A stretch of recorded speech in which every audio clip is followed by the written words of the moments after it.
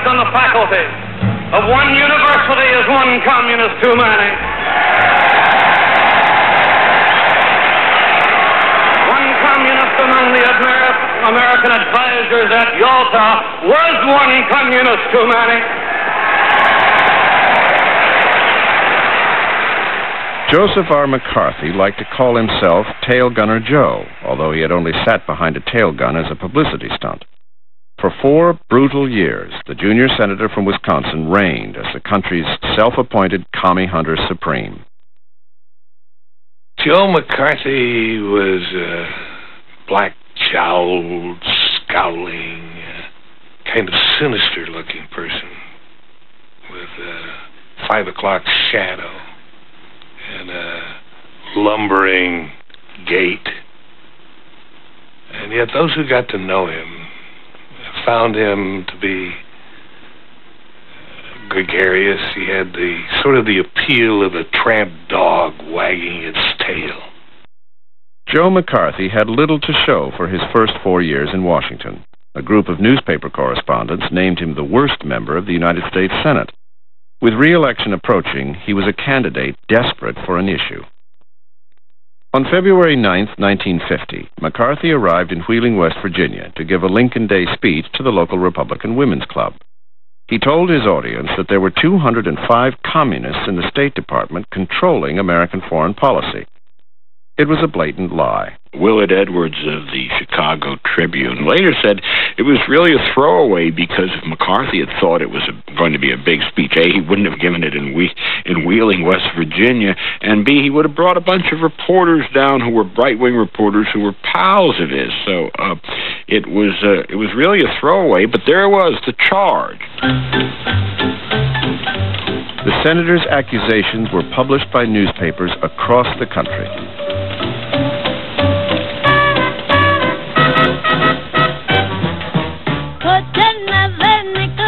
McCarthy, elated by the attention, continued his speaking tour in Reno, Nevada, where Frank McCulloch, a young reporter for the Reno Gazette, was sent to meet him.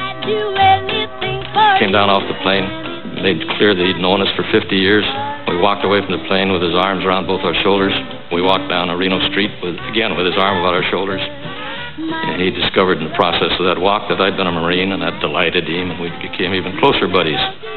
Instinctively, socially, for a U.S. senator to treat a Bush League reporter like that is not, it isn't within the framework, and it made me very uneasy.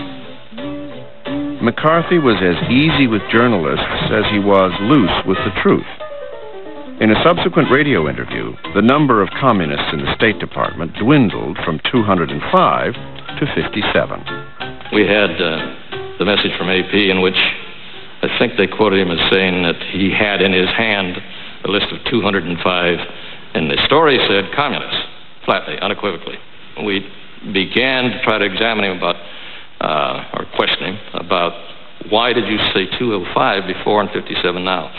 I'll be honest with you, I don't remember what the answer was. It was a long argument, and we didn't get anywhere with it. And finally, it got to the point where at the end we were challenging him to produce this list of 57.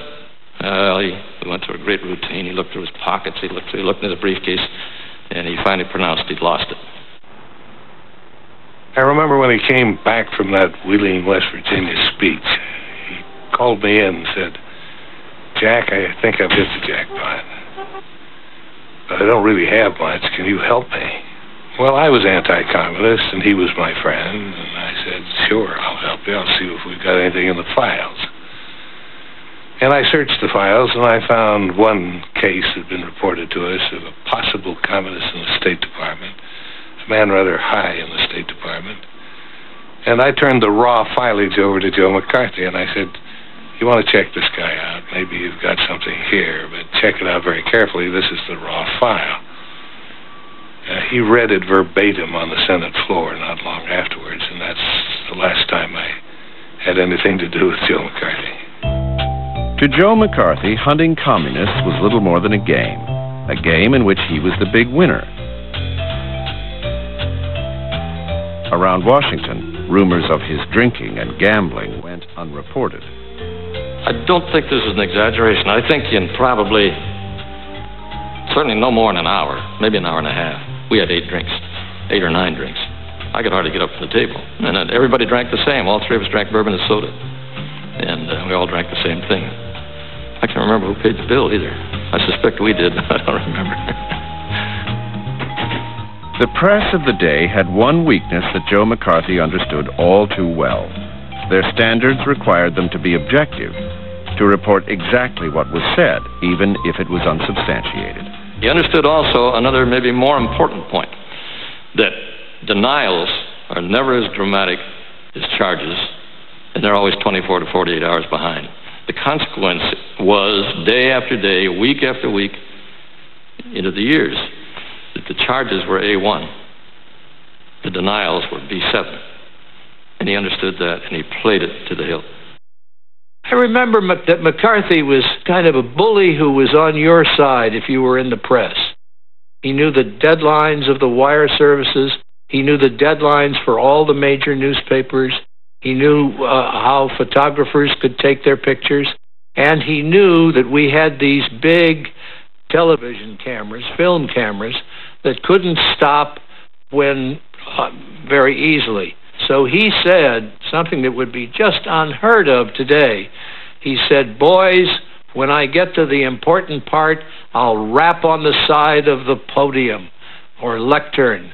And he did, and all the cameras were turned on, and they recorded just what Senator McCarthy wanted recorded, and then they turned off, and the film went back and was put on the air that night. A Senate subcommittee investigates sensational charges by Senator Joseph McCarthy. Joe McCarthy couldn't have found a communist on May Day in Red Square in Moscow in a review held by Joe Stalin, which was true. He didn't have the faintest idea what a communist, and didn't care. You know, that's the most incredible thing about that man. He had the mind of a man, he had the body of a man, but he had the soul of a little tiny child pulling the wings off a butterfly. None of this was serious to him. One of the accused is John Stuart Service, now summoned home, and concerning whom Senator McCarthy says, "Mr. Chairman, today this man, John S. Service, is a ranking officer in the policy-making group of untouchables on duty." One of McCarthy's targets was John Service, a promising young diplomat who had served in the Far East. When Mao Zedong's communist armies conquered China, Service reported that Mao posed no threat to the United States. To McCarthy, that meant that Service was a communist. When you have a weak case, you've got to use weak kinds of evidence like guilt by association. You saw Owen Lattimore at a 4th of July reception at the American Embassy in Tokyo in 1935. What did he say? And so on. I mean, you can't prove that you're not something sometimes. It's very difficult. At that time, with all the publicity, I had all sorts of trouble. I wanted to get term life insurance. No thanks. They wouldn't do it. As a man said to me, "How do we know you're not going to jump out a window?" Some other people had. We rented an apartment in New York and then found that the owner changed his mind. He wouldn't lease to us. While others suffered under his attack, McCarthy continued to bask in the limelight. At the entrance of the committee room, there were 2 doors.